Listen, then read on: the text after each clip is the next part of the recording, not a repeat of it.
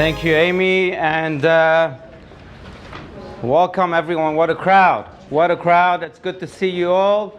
Can you hear me in the back? You could? John? Yeah? All right. Okay, fine. So,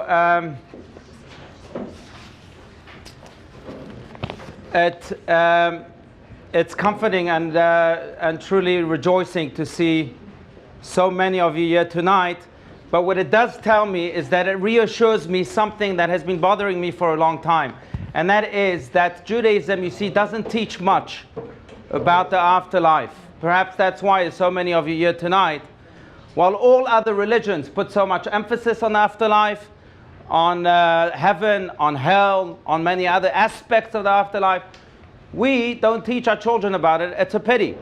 So what I'm going to ask you to do is, after this lecture, I want you to go to your loved ones, to your friends, to your communities, and teach them about the afterlife. I do that to my own children. I think it's missing in Jewish schools today.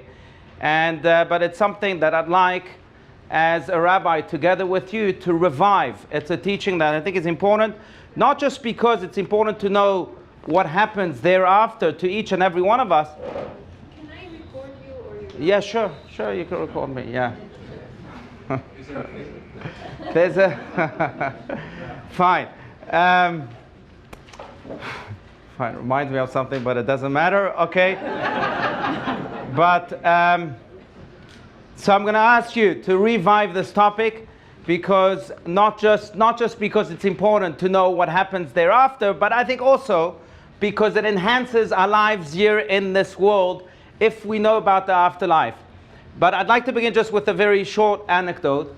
An anecdote about this man who comes to his boss one day and he says, "Look, I'm terribly sorry, but tomorrow I'm going to have to miss work." Why?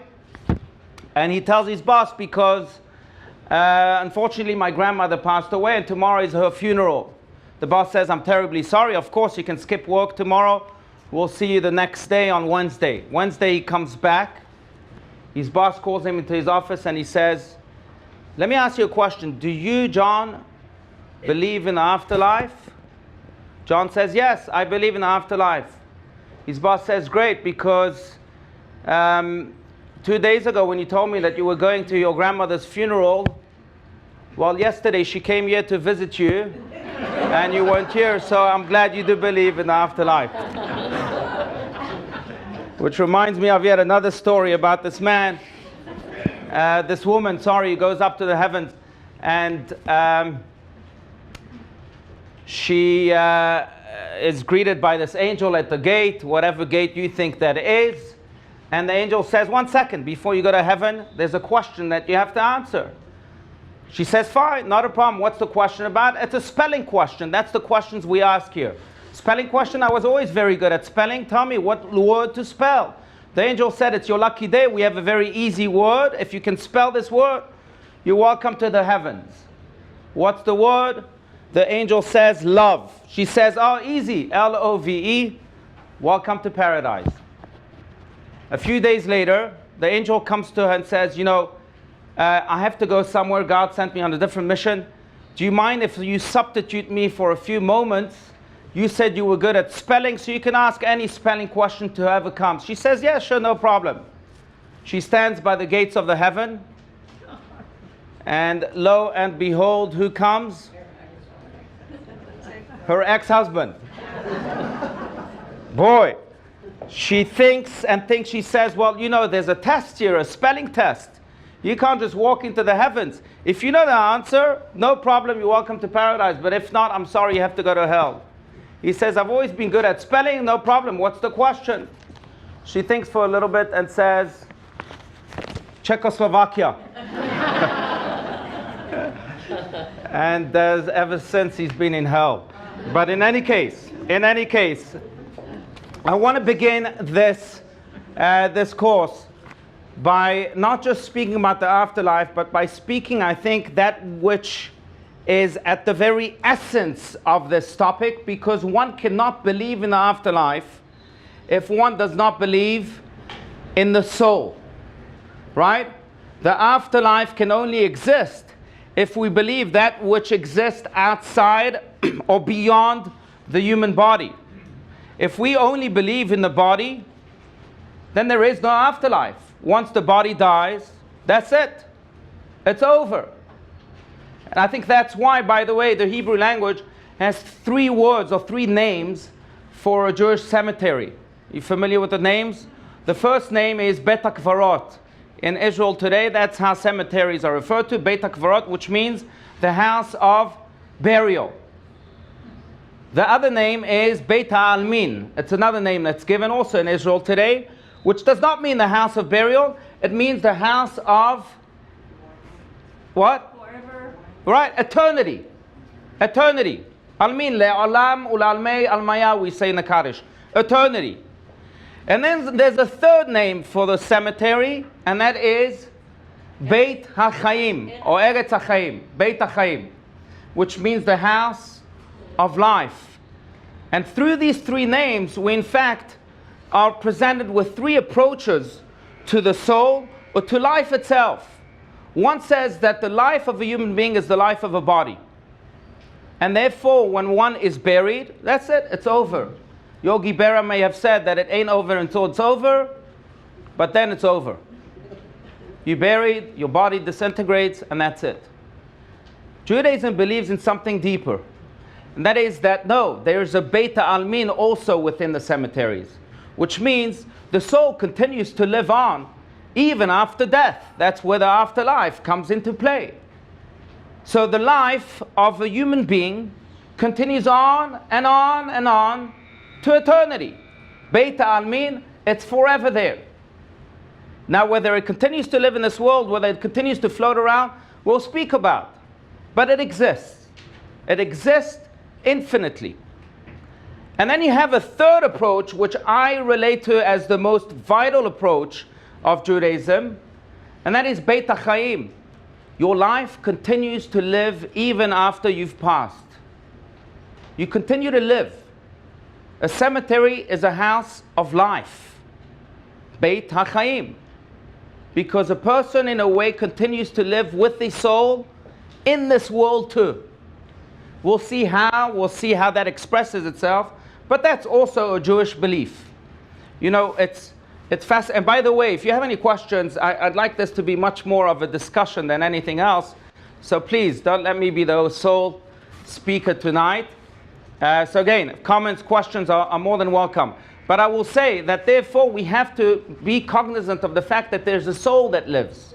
If we only believe in the body, then, or if you only believe in the body, you can leave the classroom right now because there's nothing for you to learn. But we do believe in the soul. I personally believe that the soul exists and even vibrates very deeply inside each and every one of us. You know, the reason I'm a rabbi is for that, because I believe in the Jewish soul. I believe that the Jewish soul yearns each and every day. And we may try to squash it, we may try to suffocate it in all sorts of ways, but it doesn't help. I'll give you the example of a man by the name of Sherwin Bash. Sherwin Bash was a Hollywood producer and very successful man, but I'll never forget how just a few months ago, and some of you may know her, Shiri Etzioni, a wonderful doctor from our community, calls me and says, I have someone here at the hospice who wants to see you. His name is Sherwin Bash. I run to the hospice, and there is a man who's 87 years old, lying on his deathbed. And the first thing he tells me, and when I walk in, it's one of the only times that this has happened to me, he says, Rabbi, you should know, this is the first thing, before hello, before how are you? Rabbi, you should know that this is the first time I'm seeing a rabbi since my bar mitzvah. So I said to him, fine, good, it's a good Snapple fact, but why now? If you've avoided rabbis are common in America like flies. If you've avoided a rabbi since your bar mitzvah, what happened now? Now you want to see a rabbi before you die? And he told me something I'll never forget. He said, I don't know, Rabbi, but something in me has asked for a rabbi, so I called you. We said the Shema. His Jewish soul finds some expression during those very last moments, and he passed. But I really recall that story because I truly believe that there's a Jewish soul inside each and every one of us that yearns. And we may ignore it for who knows how long, for 70-something years. But it keeps coming back and coming back. And I'll tell you this, if we ignore it and we were successful at ignoring it throughout our entire lives, it still continues to live and yearn and search and explore in the afterlife and also through our children. Our children then connect to it and they themselves find expression for it. But yes. So what about when the Holocaust happened and 6 million Jews, of course, were murdered? Are their souls just kind of floating, so to speak? Or what happened? So that's exactly what this class is about. And it's not just about the 6 million, it's about the millions and millions and millions over the history. And the 6 million are certainly righteous souls. So they have a specific place also that is maybe higher and holier than other places. We'll speak about that. But certainly their souls continue to live on and on and on. It's not just Beit HaAlmin, but Beit HaChaim for them. Yes? You started by saying that it's not talked about much in modern day Judaism. Why do you compare this? That's a good question. I was going to relate to that. Why is it that Judaism doesn't relate to the afterlife much? Why is it that you can go through a whole 8 years or 12 years of Jewish school and not learn about the afterlife once? Why is it that you can go to synagogue for 40 years and not hear much about the afterlife, maybe not even once? I like the optimistic spin on this question, on the answer to this question, even though I'm unsure about it, and that is because Judaism is focused on life. We have the words of Moses ringing in our ears, "Ubacharta b'chaim," you should choose life. Choose life. Everywhere we go, we should focus on life and on living. So we ignore the afterlife because what matters most is this world, and living in this world, and fulfilling our soul's mission in this world. Maybe that's why. Maybe that's why. Maybe some of you have other theories, but I'm not sure. It's still not satisfying to me. Yes, the one in the back right there. Okay. Yes. How do you feel about Elijah and Messiah? Sorry, about what? First, Elijah, and secondly, Messiah. Elijah, you mean? No, Elijah. Oh, Elijah and Messiah in regards to the afterlife? Well, how does it interplay into what we're doing tonight? Okay, it's a good question. I don't want to deviate too much because it's a whole subject in and of itself, especially the Messiah part. So we'll come back to it when we speak of reincarnation. Okay? Yes? Do you have any thoughts about cremation versus burial and how? Yes. So let's get to it. Absolutely, yes. Judaism is against cremation. And for very specific reasons, as we'll soon see in those references. Yes. How many souls does a Jewish person have? Oh, good question. We're going to get to that too. So let's begin studying the text. I will answer this question and we'll elaborate on this when we get to it. But that is, we have one wholesome soul that has many different particles to it. And some of those particles stay in the heavens. Some of those particles of that one soul come down on earth. And they're in touch with one another. We'll learn about this in just a second, but to relate to your question, that's my answer. So, speaking about the soul, and speaking about believing in the soul, and I'll get to that one soul in this topic right here in this first introduction. But speaking about the soul, I don't know if you all received the references. I know that, thank God. Please feel free to share. Do you have extra? No, I don't know. Do we have extra, Amy? Fine. No? Okay. All right. Okay, so please feel free to share. Speaking about the soul, I do want to go to some very important references. Again, Judaism doesn't speak much about the afterlife, not in the classroom, and not too much in the text, even though there are many texts. So what I've tried to do really is assemble many texts from the Kabbalists that do speak about the afterlife, from the prophets, as you'll see, from Nachmanides, sages as Nachmanides, who was a 13th century sage, who also speaks of the afterlife, and other places, and somehow draw of a picture of the soul and its journey both in this world and in the next. So first and foremost, the soul itself is not bound, is not limited to this world. As mentioned, it has life both in this world and in the world to come. But in order to understand the soul and its journey, we have to understand its starting point. The starting point of the soul begins way before the world was even created. In fact, there's a Talmudic passage which is not brought down here that says that the souls were created 200 years, which is a number that is more Kabbalistic than really a representative of a number. But 200 years before the world was created. Our souls here were created way before the world was created. And then God decided to send our souls down to this world. Why? Because every soul was created not alone, but with a purpose. A purpose. A soul has a purpose, a very unique purpose. The purpose of that soul, we don't always know. But once the soul fulfills its purpose, it can become complete and elevate itself to the highest levels of the heavens. So every one of us has a unique purpose. And then God decides to send us to the world. He actually, according to the Talmudic passage, I don't know if we're going to read every word of every text here, but according to the Talmudic passage, an angel escorts the soul before it goes down to this world and gives him a tour. We were here in this world before we actually were born here. And the soul sees all these atrocities in the world, all this evil happening in the world. It says to the angel, I don't want to come down. I'm pure, I'm good, I'm holy. Why should I come down and become filthy with all of these dirty evils? And then the angel takes the soul to the holiness of the world, to the good people of the world. And the soul then makes a pact with the angel. This is according to the Talmud. And it says to the angel, you know what, I'll only come down because I have to. But if you promise me that I'll be like those good people, if I'll be holy, if you can ensure that my direction in life is a good one, is a purposeful one, is a meaningful one, I'll come down.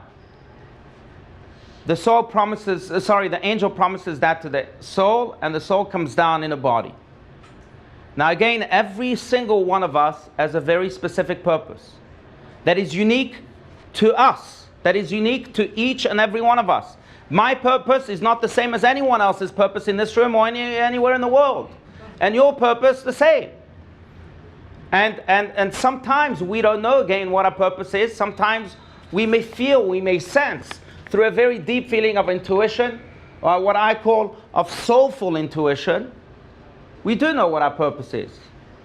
Sometimes we may have multiple purposes in this world, and sometimes it's only one. To quote the famous Baal Shem Tov, the founder of the Hasidic movement, who says that a soul may come down to this world for 70 or 80 years just to do one favor to another. One favor to another. For that you come down for 70, 80 years.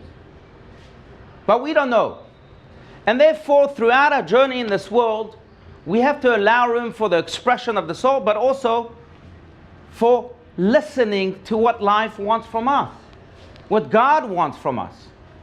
It's not just about our personal agenda, what type of meeting we have at 8:30 in the morning until 5:30 in the evening.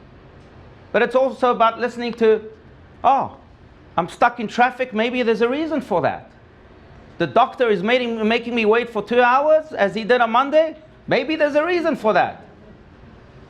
But there's a reason for everything that happens to us. Why?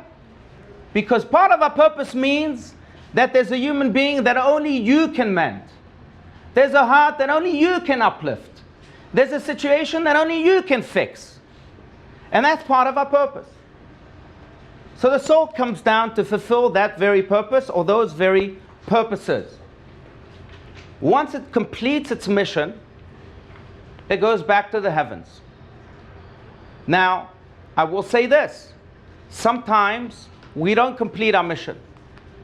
And therefore, we also believe in reincarnation, as we'll come to speak about. Sometimes we let life slip by. Or in the words of John Lennon, life is what happens to us when we're making other plans. Do you know that song? Life is what happens to us while we're making other plans. We're making other plans, and then life happens, slips by, we miss the mission.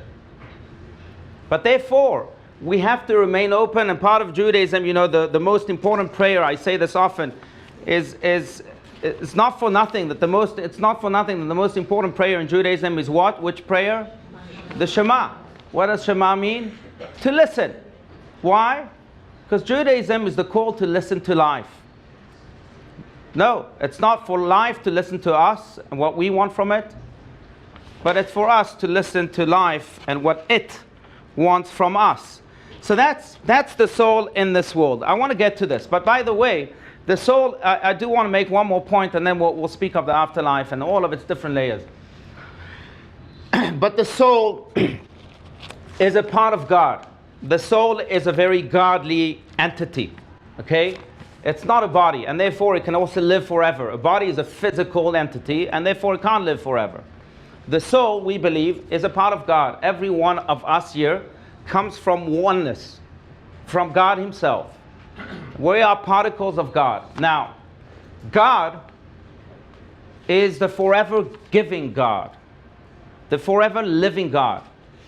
And therefore, I'd like to break a myth. You see, when I came to South Africa as a young boy, I had to learn the English language. I came from France, and I had to learn the English language. When you're forced to learn a language, as I'm sure some of you may know, does anyone speak another language but English?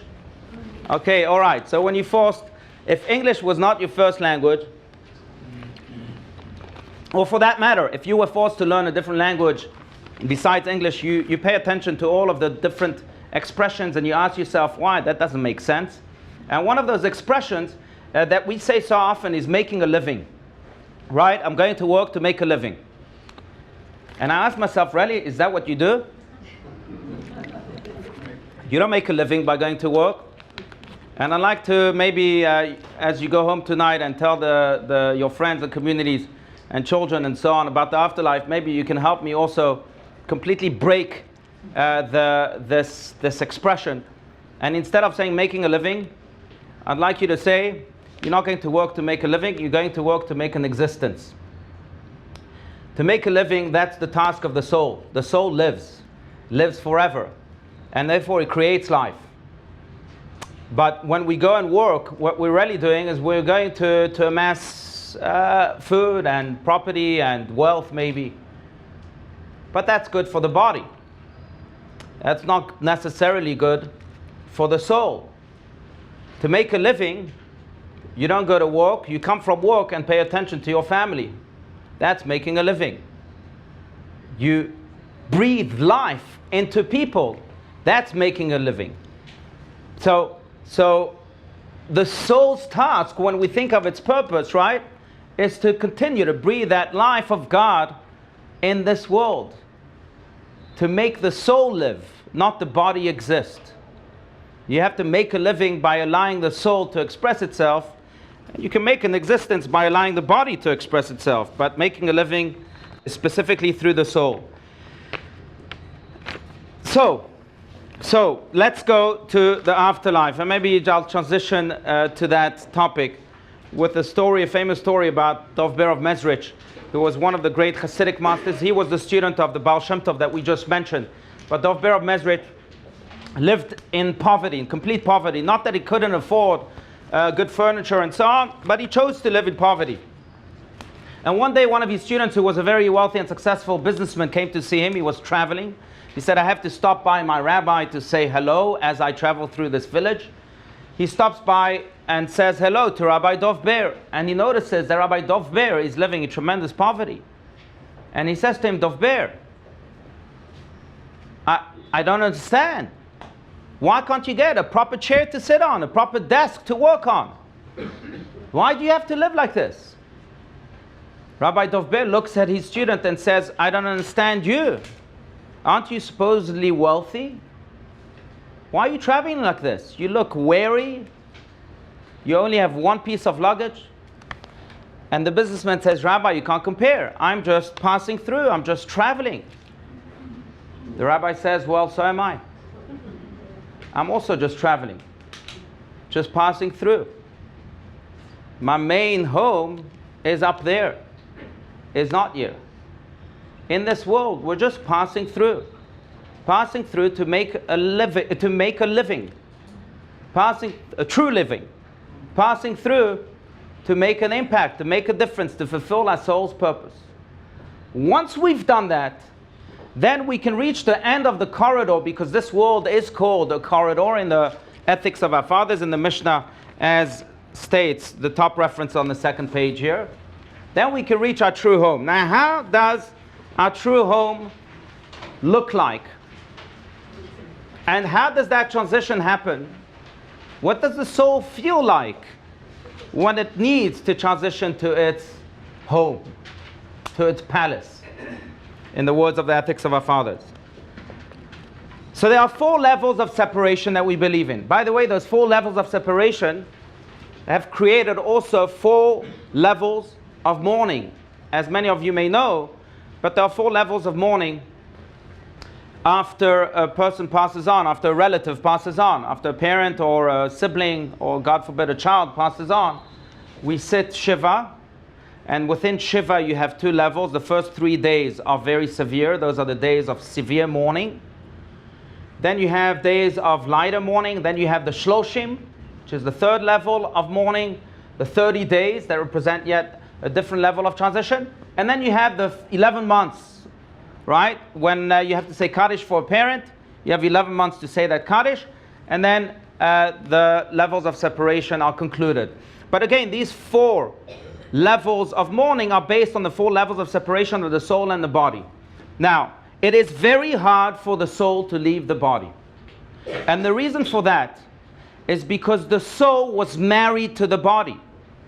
The soul, in fact, needed the body to do good. You can't give charity without a hand. You can't smile and bring joy to someone's life without a face. The soul needs the body.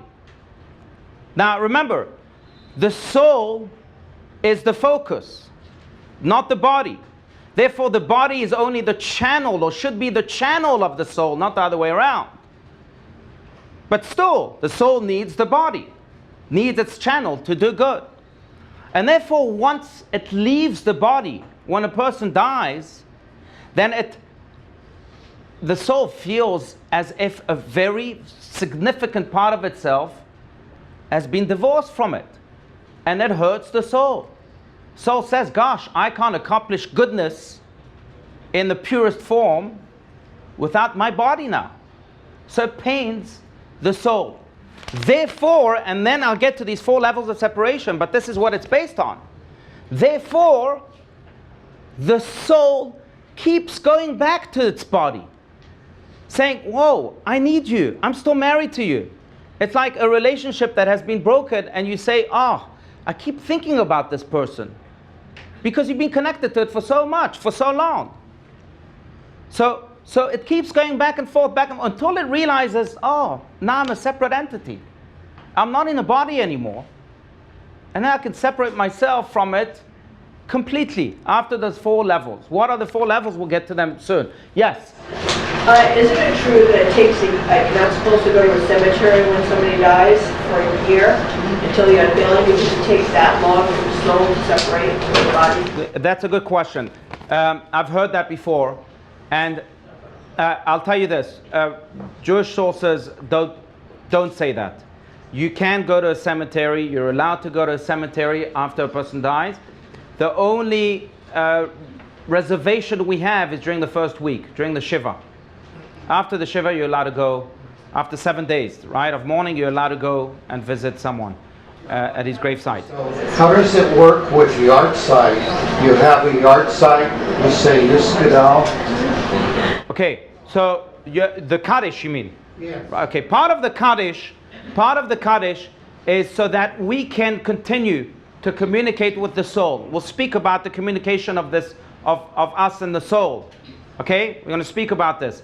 And by the way, I'm coming back to the oneness of the soul when I speak about reincarnation. Remember, we spoke about the soul being really a collection of many different particles, but we'll get back to that too. Yes? Now, this is all theoretical, even if it's written in text. Yeah. Not that I am a believer, but... How do we know? Yeah. You don't really, it's a matter of faith. Right. Isn't it? Absolutely. So how do we know? How do we know what I'm about to teach right now, or what I've taught up until now? It's a good question, Warren. So, as mentioned, we have Kabbalists who speak about it, the Zohar. Many of these sources come from the Zohar, which is the foremost book of Kabbalah. I truly believe that there are people that are holy in this world, even today, in our generation, and they see that which is not seen by the regular man. And so we have those sources. We also have the prophets that speak about the afterlife, like Isaiah. Ezekiel speaks a lot about the angels and so on. And that's basically the source of our knowledge. I'll tell you this. I'm going to tell you a very quick story, but it just moved me so deeply. I have a dear friend by the name of Shmuley Green. Some of you may have met him at CBT. He was there a few weeks ago. His father was a professor at NASA. At one point in his life, he wanted to move to Israel. And the time he felt wasn't ripe, but he still wanted an advice from a holy man to see if he should move, if his soul's purpose has to continue on in Israel. So he asked the late Lubavitcher Rebbe, Rabbi Menachem Schneerson of New York. Rabbi Menachem Schneerson uncharacteristically replied to him that Bashamayim eino nira. In heaven, I don't see you going to Israel now. In heaven, I don't see you going to Israel now. So there are people, I truly believe, live not just a one-dimensional life, but a two- or three-dimensional life. You had a question. I want to go to the 4 levels, but go ahead. Yeah, it just ties into exactly what you just said. Yeah. The only reason I interject. So, Sure. it's a mitzvah to listen to someone who appears to have been given a message. It's actually they're commanded to do what they're supposed to do if they receive a message, and other people are commanded to listen to them so long as they don't affect the halasha, right? Positive, negative. Okay. First, let me correct you. It's not a mitzvah. There's no mitzvah to listen to someone who believes he has a message. That someone needs to be very well defined. You can't just listen to any person in the street. I will tell you this, but I have a friend who, when we were teenagers, he would go to fortune tellers. You said someone who... I never used the word mitzvah, but I'll tell you this, just on the humorous side, and that is that I have a friend who used to go to fortune tellers in the city of Jaffa, of Yaffo, and they would speak to him for 20 minutes, half an hour, and then we asked for payment. And he would say to them, no, I'm not paying you. And they would get very upset. And he would say to them, well, if you were a real fortune teller, you would know that I wouldn't pay you at the end of the session, which proves that you're fake, and therefore I'm not paying you. But in the same sense, but okay, in that same sense, it's not just anybody who has a message. We can define those people who live multi-dimensional lives, but... That's what the main reason I'm here tonight. Okay. Because, I mean, basically it's someone, an indicator out of Deuteronomy. An indicator is someone who predicts the course of future events consistently over time. An indicator is someone who might have some special gifts. Not someone who just peddling what they think is their wisdom. So that was playing off of what you said, that you believe that people know. So look, I'm going to propose, where's Amy? I'm going to propose that we can define that in a future class of what it means to be holy. What it means to really fit that definition of a prophet, for example. Because I don't believe that any Joe and Schmo can become a prophet or can start telling. Not only that, but I will tell you this, that many of future tellers or fortune tellers, and Maimonides, who's one of the main authors that write about this, he says that many of these prophecies, even though were said by prophets like Isaiah and Ezekiel, don't have to happen. Don't have to happen. That shows the power of the soul, going back to the soul, because I don't want to deviate from the subject. The soul, by the way, has such power because it comes from God. Remember, we said it's a part of God, that it can change its destiny in this world also. If the soul, for example, has to do A and B because of its impact on this world, God can come to the soul and say, well, now you have to do C and D instead of A and B, because you've proven that you're stronger, you're holier than what your mission is. But I don't want to get into that world, because I want to stick to the afterlife, please, and go back to the 4 levels of separation. Yes. So at the beginning you were talking about how all the souls existed 200 years before creation. So there's other religions besides Judaism. How, I mean, do all souls, Jewish or not, go through this? What is your thoughts, or what can you share with me on that? So you mean all other souls? Yes, absolutely. All souls were created before creation, not just Jewish souls. And all the 4 levels, all souls, whether they say they're Jewish or not? Absolutely, absolutely. Thank you for pointing this out. The 4 levels of separation we're about to study, and also thereafter, all the notions that we're about to study apply not just to Jewish souls, but other souls too, non-Jewish souls too. Okay, all right. So 4 levels. The first level of separation comes from directly from the Jerusalem Talmud. You know what? Let's read some references, because I do want to study still. Who wants to read the first reference here after the title that says 4 levels of separation out loud? I need someone with a good loud voice. Go ahead, Randy. For 3 days, the soul hovers above the body, considering whether to return. After 3 days, when it sees that the face has changed, it leaves the body and departs. Right. Again, there's a divorce happening between the body and the soul when a person dies. For 3 days, it still thinks that it's a part of the soul. By the way, this relates directly. I'm going to jump a little bit, but to the first part, to the first destination of the soul after it leaves the body. It's interesting, the Zohar speaks of this destination as the world as the world of imagination. The first destination, according to the Zohar, is called Olam HaDimyon, which is the world of imagination. What does that mean? When the soul leaves the body, it still thinks that it's in a body. It imagines that it still is in a body. Why? Because it functioned within the limits of the body for so long. So it still thinks that it's playing soccer. And it still thinks that it's eating a good vegan meal or steak. Or it still thinks that it's showering. But it's not. But it takes time for the soul to mature to that level, knowing that it's alone. And I think the best example that can be given is, if there are any doctors in the room, you know this, but there's a concept called phantom pains. Right? Phantom pains are pains that happen to a person whose leg, say, was amputated. If your leg was amputated, God forbid, that leg may still itch. That's what the phantom pain relates to.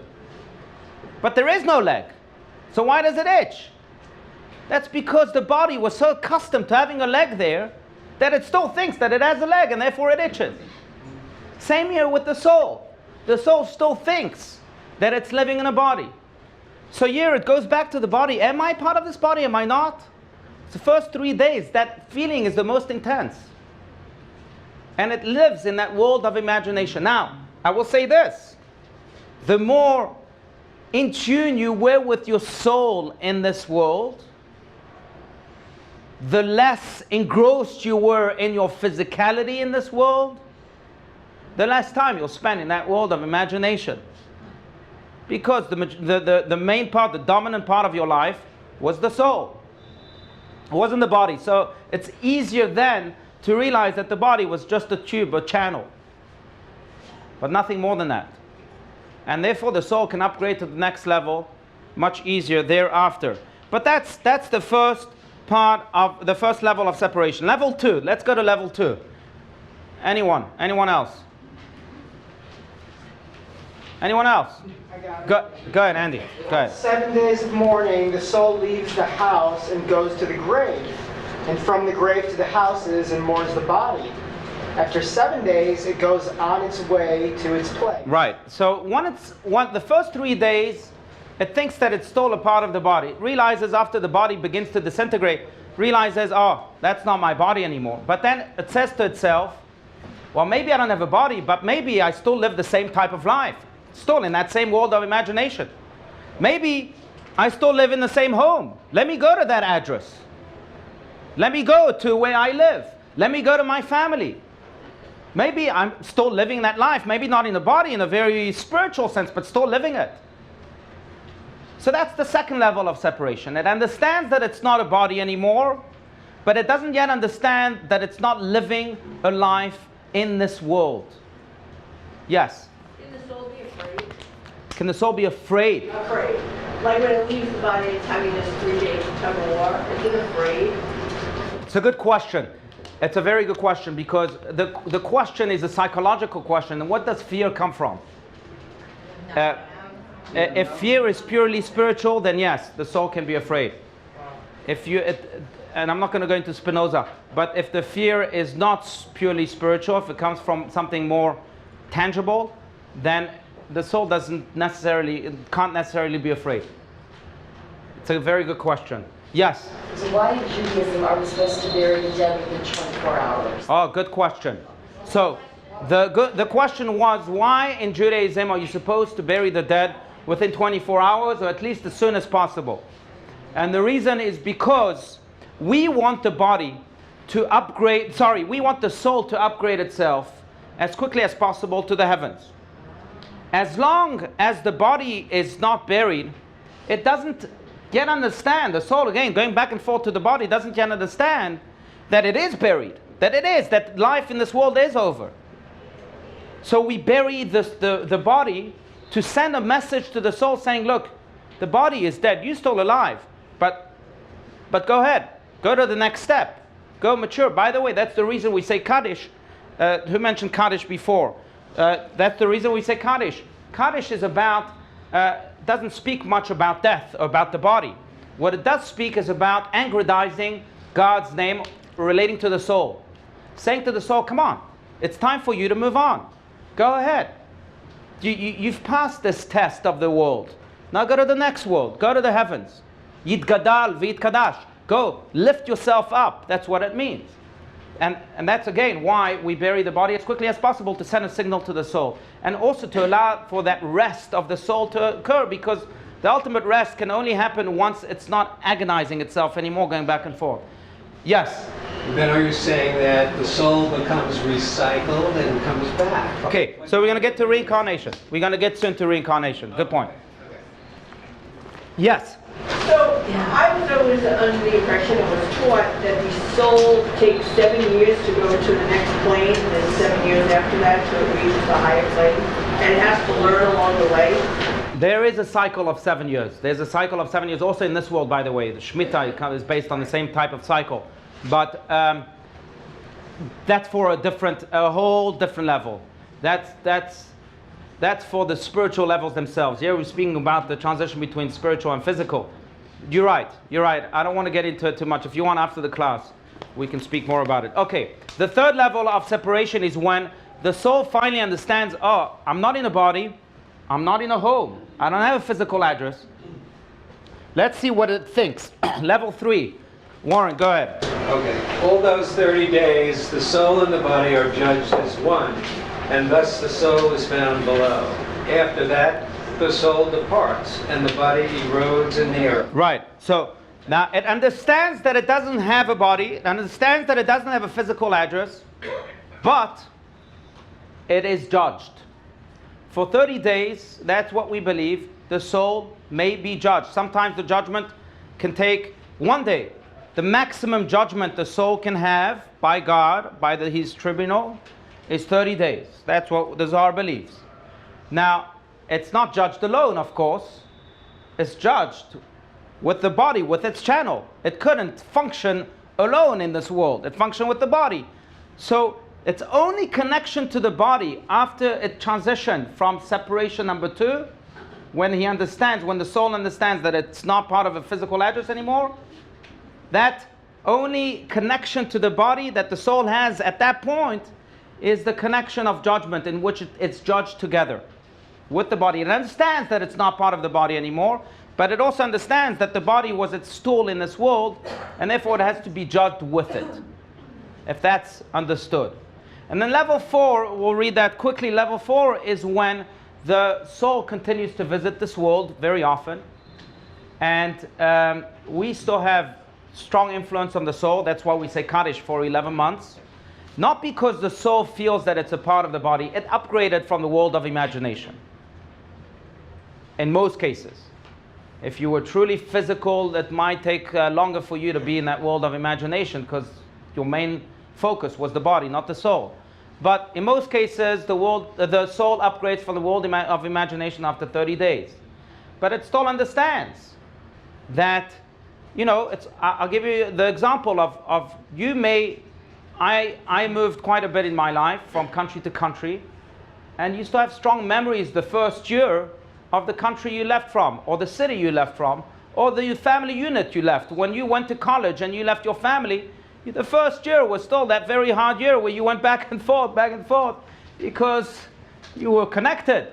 Then afterwards you upgraded, oh, now I'm an adult, completely independent, and then it's easier. But the soul still goes through the same thing. It understands, yes, my family's behind me, I'm in college now, but I still go back. That connection is very intense still. That takes a year. And then the soul goes to heaven and hell. Now, what is heaven and what is hell? What do we believe in? I'll say this, and you can look at the references thereafter. But hell is very different in Judaism than it is in all other religions. And I don't know if all other religions, I haven't studied all religions. There's so many religions in the world today. Every day there seems to be a new religion.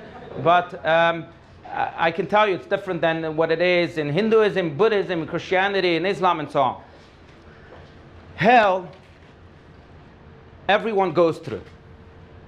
It's not just for the people who've sinned. Everyone goes through hell. Because hell in Judaism is cleansing the soul. Cleansing the soul from its stains that it accumulated in this world.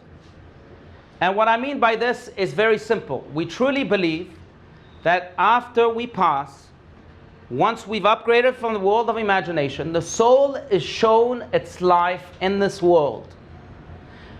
You are shown your life. You see those meetings that you had, you see those encounters, those places, you see everything. Now, of course, this is beyond time, in a world that's beyond time. So it's not that if you lived for 100 years, you have to sit there for 100 years and go through the movie of your life. No, it's beyond time. It's a very abstract world, right? But you see your life. Every time you did something wrong in your life, it hurts you. You're embarrassed by that action. Why? Because you're not seeing your life through a godly, a soulful perspective. Through a good perspective. You understand that what you did was wrong. And therefore it pains you. You're embarrassed. It's almost like when we were in school, right? And we had to write a test, complete a test. And then the teacher would give us back the test. And we would go through our answers and we would realize, gosh, I got this wrong. Why did I do that? I knew better, right? It happened to you? It happened to me many times. But that's what happens. You see the movie of your life and you say, gosh, why? Why did I do this? I should have known better. And it pains you. Now that pain is not to punish you. And this is hell. That pain is to cleanse the soul. So that the stain that you received, of course an abstract stain, I'm not talking about a laundry stain, an abstract stain that your soul received when it did wrong in this world is removed through the bleach of that experience. That's what hell is. Now, I will say this. If you did teshuvah, if you repented in this world on something wrong that you did, Yom Kippur, for example, you say, gosh, God, I shouldn't have spoken so negatively about this other person. God, I shouldn't have cheated. And you really did teshuvah, then that stain is removed in this world. You're not shown that wrongdoing in the world to come. And therefore, we believe that the righteous go straight to the heavens. They might go through a very, very short period of hell. But they go straight to the heavens. That transition is very smooth for them. Yes? Was Hitler's soul cleansed? I'm sorry, what? Was Hitler's soul cleansed? Okay, that's a good question. Was Hitler's soul cleansed? Whew.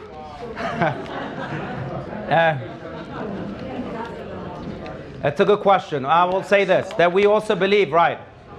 We also believe that there are stains that are so severe, going back to the laundry example, that even bleach can't remove them. And in a way, that what happens to souls like Hitler's. They in a state of hell forever and ever, because those stains are so deep and so irremovable. Yes? Thank you, that's satisfying. Oh, sure.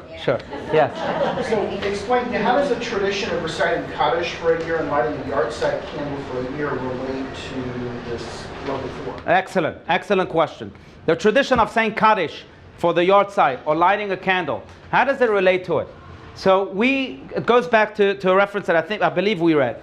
But we also believe that the soul visits this world during its yard-side. The soul comes back to this world. By the way, we also believe that it comes back, the channel of the soul in this world is its grave. That's why there's a custom to go to the gravesite during the yard-side of a person. That's where the soul is found. That's where the soul comes down through. Now, of course, it goes everywhere in the world. The soul is not limited by a body, so it has no physical boundaries. But it comes through the grave. And then it connects to its loved ones. And it connects not just to its loved ones, but it connects to the life that it created in this world. And I'm going to elaborate on this for just a little bit. You see, and I'll introduce to you this idea, maybe through this. We said that the cemetery is called a house of life. Now, what is the word for life in Hebrew? Does anyone know? What? Chaim, right? Is there a word for one life in Hebrew? As it is in all other languages. In English you have life and lives. Right? What is it in Spanish? And Spanish, vida and vidas. Right? In all other languages you have one word for life and another word for lives. In Hebrew, there is only one word for life, and that's lives, chaim, in the plural tense. Why is there no word for one life? And the reason we believe is very telling. Because, you see, the Hebrew language acknowledges that you've only lived a true life if your life has encompassed other lives. If you've touched other lives positively, if you've impacted other lives, then you've lived. But if you lived a singular term life just for yourself, selfishly, you really haven't lived. Life is measured by its plurality, by the plurality of its effects. That's why the word is chaim in the plural tense. Now, going back to this question, what does the soul connect to on the yard-side? It connects to the life that it created. Remember we said that the soul needs to make a living. The body makes an existence, but the soul makes a living. The soul connects to the fruits that it created in the world. So it comes down because a lot of its life is not just up there, but it continues to be down here through the chaim, the lives that it impacted. And that's what it does in the yard-side. It connects back to the life that it created, to the sparks that it ignited, to the souls that it enhanced. That's what the yard-side is about. Any other questions before we go to reincarnation? Yes? So when you said the soul is cleansed, if you do teshuvah and you ask God for forgiveness, do you have to ask man for forgiveness in order for it to be cleansed? Oh, very good. Absolutely. On Yom Kippur is the classic example. Yom Kippur, God doesn't accept your prayer before you are okay with humanity, with men. That's why we ask for forgiveness, right? That famous Jewish custom, before Yom Kippur, before God forgives you for the sins you did to Him, then you have to be okay with people. And that's part of cleansing that soul. That's right. Okay, once hell happened, which is again the cleansing of the soul, and the pain that it may experience, but because that pain cleanses the soul, then we reach the heavens. Gan Eden in Hebrew, or paradise. The heavens is a place where the soul has tremendous pleasure. Pleasure that we can't even fathom, as one of the texts says here. But pleasures of the soul, I think the only type of pleasures of the souls that exist in this world is spiritual pleasures, like music. Right? Do you all like music? Yes. Right? Okay. I don't know what type of music you like. Maybe some of the music some of you like may not even be called music. But For example, if you like Jay-Z or Snoop, what's he called? There's Snoop Dogg, thank you. All right, fine, all right. But in any case, music is a pleasurable feeling. For what? Not for the body. Ice cream is for the body, but it's for the soul. Now, in music itself, you have different levels of pleasure. I think, and this is my humble opinion, that you may please disagree with me, but the highest level of pleasurable, of soulful pleasure in music is classical music. Yes. Classical music is something that the soul just is very much uplifted by. Now, in a way, heaven is a place for the soul to immerse in its pleasures. You have different levels of pleasure. Now, because God is infinite, by the way, the levels of those pleasures are infinite. It keeps going up and up, and the pleasures get better and better, like it is with music or like it is with any other spiritual type of pleasure, right? But that's what heaven is. Those pleasures are deeply satisfying to the soul. Deeply satisfying to the soul. By the way, when you do good, and I'm sure everyone feels that, and I think that's why I believe in the soul, as I said at the very beginning. When you do good, you usually feel very good. When you visit the sick, I can promise you, I'm sure all of you feel very good. When you give charity, as ever hard as it feels good. What feels good? The soul. Because it's now in line with its destiny, with its mission, with its purpose. So it feels good. But that's the type of soulful pleasure that the soul experiences up there. Yes, Jordan. Yeah, but can souls find one another? Can souls find one another? Oh, can souls find one another? Okay, so let me get to reincarnation, and we're going to tie this all together. So the final topic I'd like to speak about is reincarnation, which is part of the afterlife. Now, as mentioned before, the soul is really an assembly of many, many particles. Not the many particles. Every soul, just like it is with the body, right? The body has arms, has a face, has legs, and so on. So too does the soul have many different particles. What's special about the particles of the soul is that not all of them come down to this world. Some of the soul stays up there, we believe, in the heavens.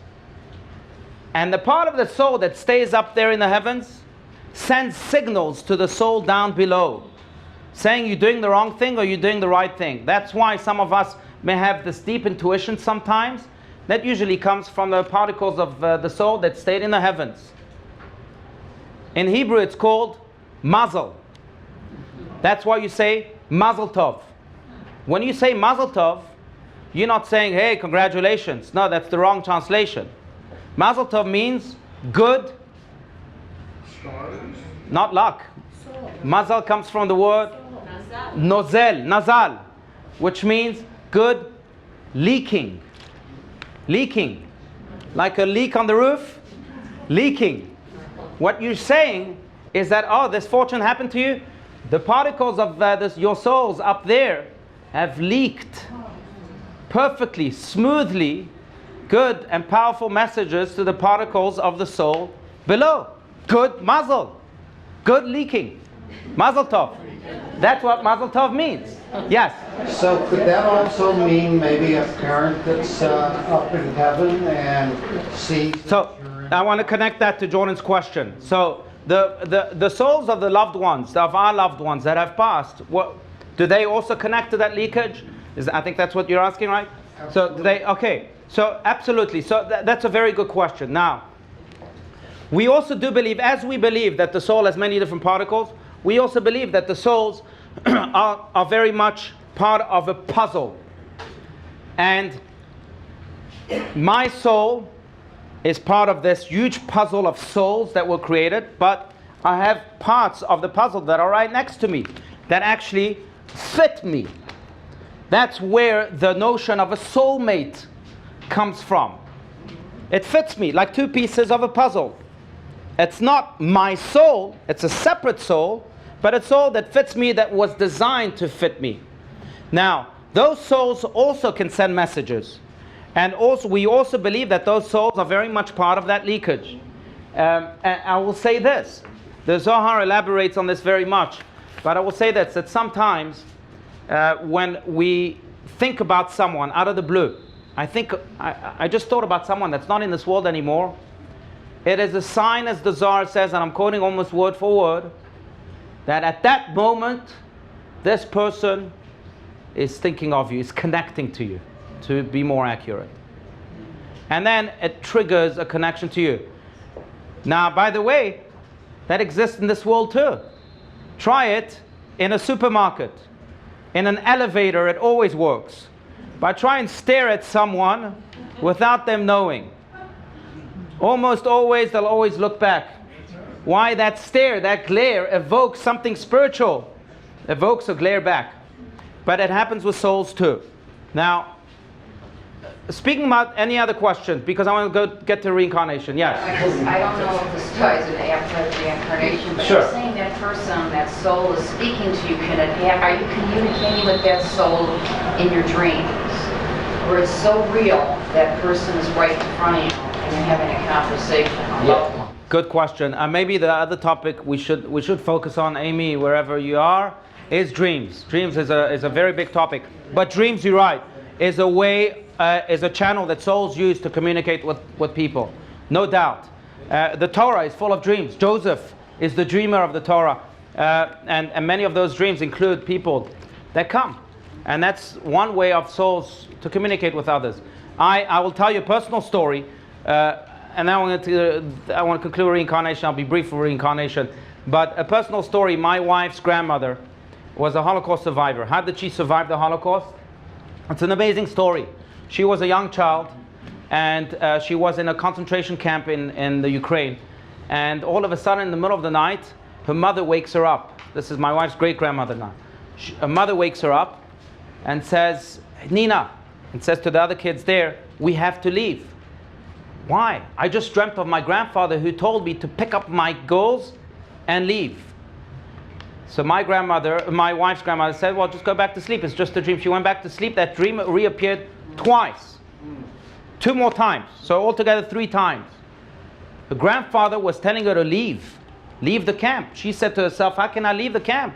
There's Nazis at the gate. But she had to listen. This is a grandfather communicating to her. Grandfather wasn't alive, communicating to her through her dream. So she picks up her daughters and starts to run towards the gate. She realizes, oh, it's Christmas night tonight. The guards are drunk. The gate was wide open. They left. Didn't even pay attention. And that's how they survived the war. But you see, souls come through dreams too. Here's a very, very powerful example.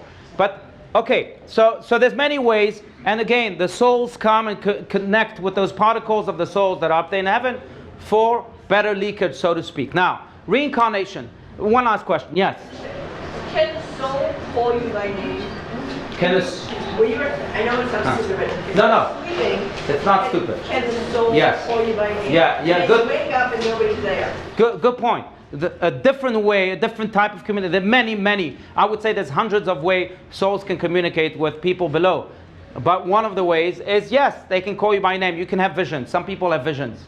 Some people see it through a leaf that's all of a sudden moving. Some people see it through birds. Birds, according to the Zohar, are carriers of souls. I've officiated many weddings in which all of a sudden a bird landed on the chuppah. And I really believe it's those relatives that are deceased that came to participate in the descendants' joy. But birds are carriers of souls. So there are many communications of the souls. Now, reincarnate, yes, good. No problem. Do we believe that souls can manipulate the physical realm at all? Like you were saying, the leaf. Right. How far do we go? Okay, that's a good question.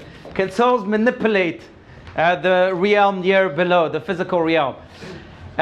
Look, at the end of the day, there is one God who's in charge of it all. Now, souls are part of God. So we believe that they have this communication with God. And that's why many of our prayers, by the way, evoke souls. There's a prayer that is recited by the cave of Machpelah, where Abraham, Isaac, and Jacob, and Sarah, Rebecca, and Leah are buried, in which we say, hey, souls, wake up, go to God, and speak to God on our behalf to manipulate the physical realm, to bring about the redemption, for example. So we do believe that souls can manipulate, but only with the permission of God, only with the partnership of God. Yes. Okay, all right. Okay, reincarnation. Now, there are souls that have, as mentioned before, have not completed the mission below, or that their stains are so severe that even the heavenly bleach can't clean them. So what happens to them?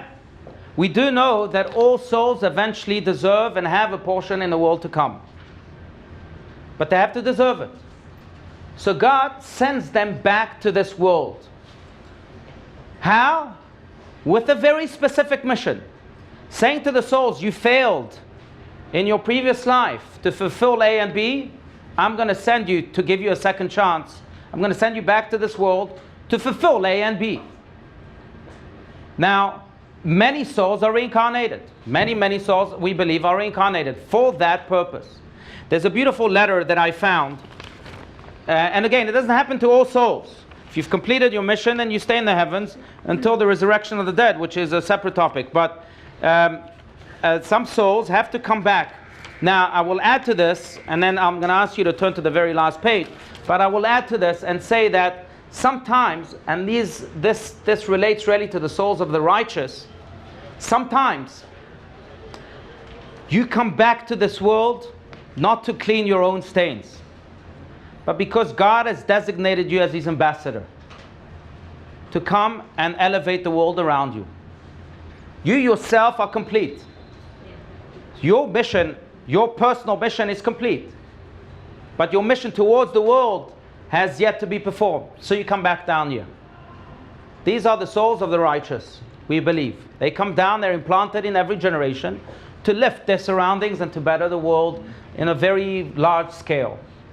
But that's the reincarnation we also believe that can happen to the souls of the righteous too.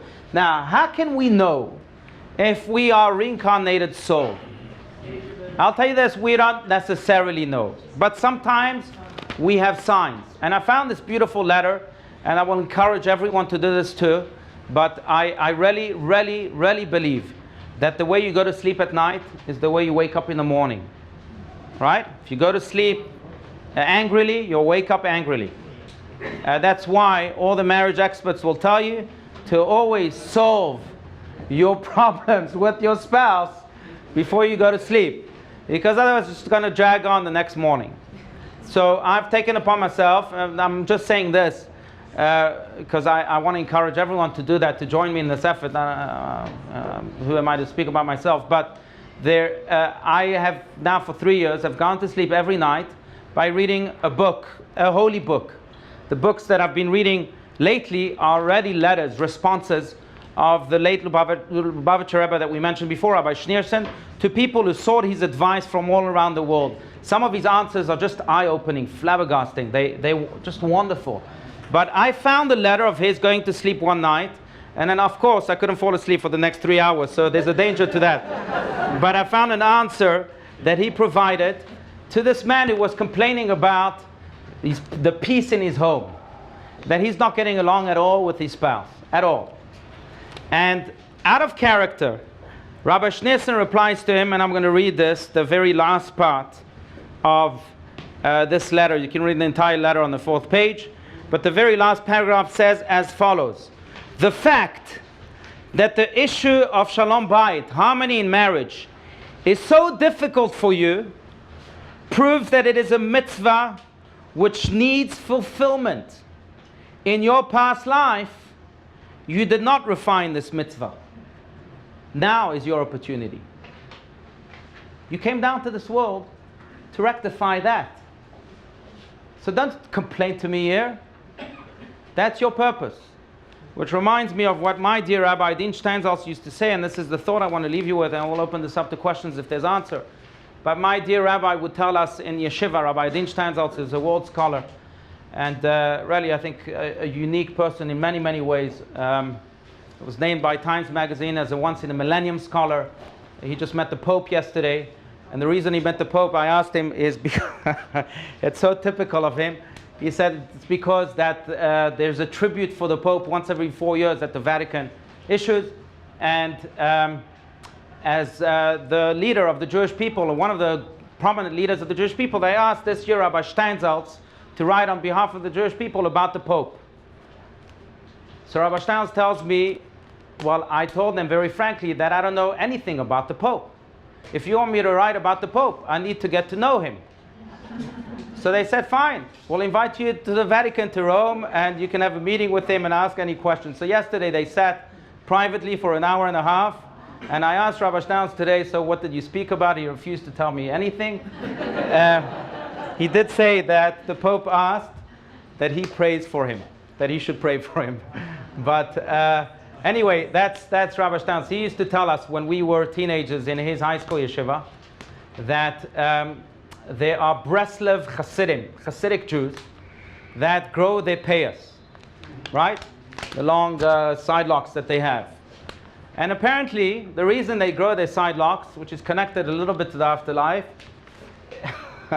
is because, and I'm not going to go into this custom at all, but that's the tradition they have, is because that if they end up in hell, and they suffer in that part of hell too much, and the pain is too unbearable, their Rebbe promised that if they grow these side locks, then the Rebbe will come, pull their side locks, and pull them out of hell. Okay. So Rabbi Steinsaltz would tell us, well, I'm not the Breslever Rebbe. If I find you in hell, I'm going to tell you, great. I want you to stay here. Now your mission is to turn hell into heaven. That's what I want.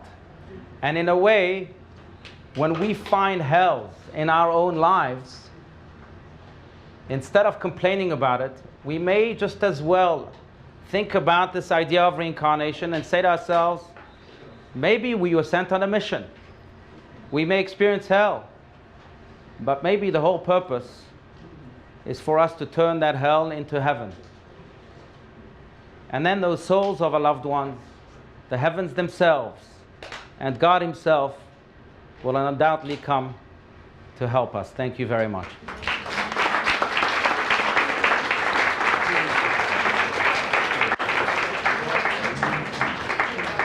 We have time? No. Let's go. Any questions? I'll take one question, one or two questions. Yes? Rabbi, what about being reincarnated, not into a human body, but okay, good. What about being reincarnated, not into a human body? You're right, but into an animal, a bird, a tree, right? Any source, any type of life. You're right. The Kabbalists speak of that too. That you could be reincarnated into an animal, into a soul. But those are usually the souls that have very, very severe stains. Not as severe as Hitler, but severe stains. And then they deserve that type of life. But if I have to be reincarnated into an animal, I often say, I want to come back as an American dog here in Scottsdale. That's the best life.